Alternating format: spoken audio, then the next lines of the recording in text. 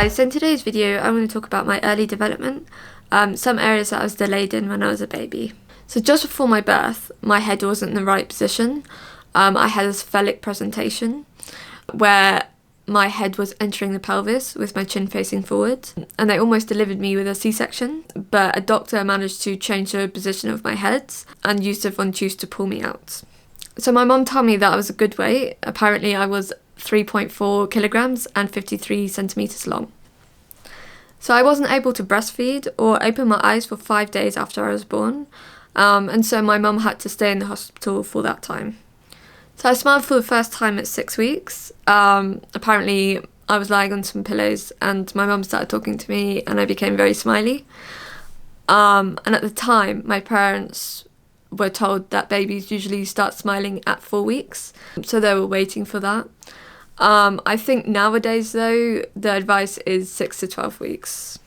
So at 6 months, my great uncle Joe, who was a nurse, noticed that I was clenching my right fist all the time, and he advised my parents to get me checked.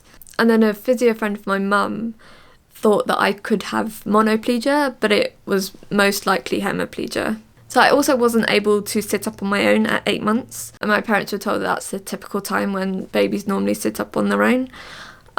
So they got a little worried and went to a doctor, and that doctor referred them to a consultant. And it took a while, but I was diagnosed with hemiplegia at 8 months. And my parents were told that I would have delayed development in some areas, but I would catch up with everyone else my age eventually. And then at 9 months, I was able to sit up on my own without any help. So I started getting visits from physios and occupational therapists, and we were given programs for exercises.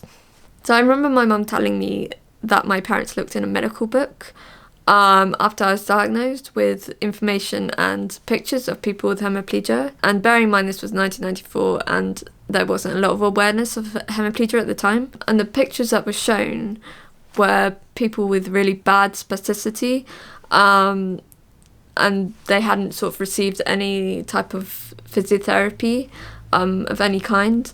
And so that was quite a big shock to them, and they found it quite hard to take in. But around that time, HemiHelp was founded, and it sort of changed the way they saw the situation, and they felt less alone because of that.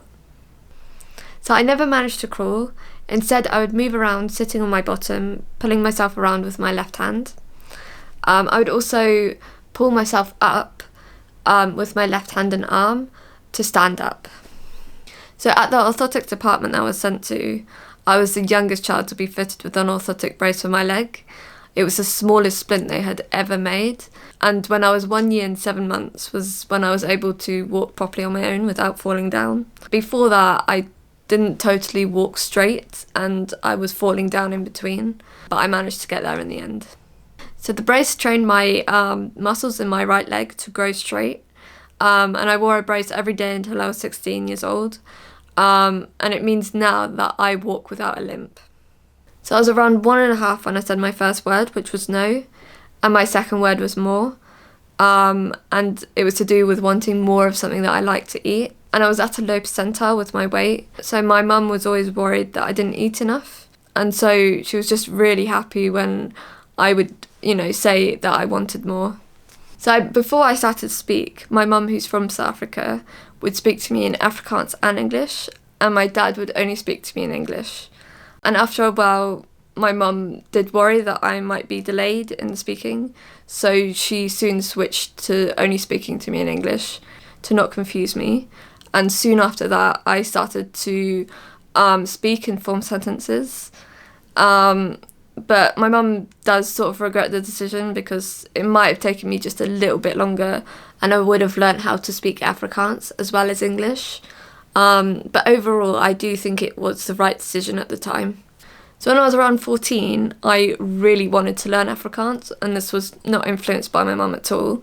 I just found it a lot more interesting than what I was learning at school with French and German.